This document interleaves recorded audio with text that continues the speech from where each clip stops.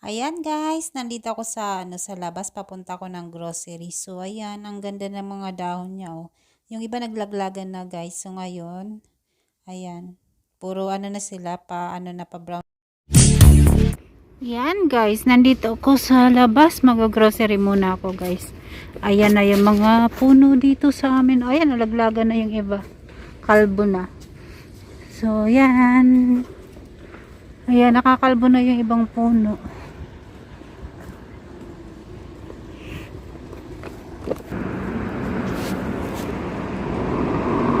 Ayan guys, oh.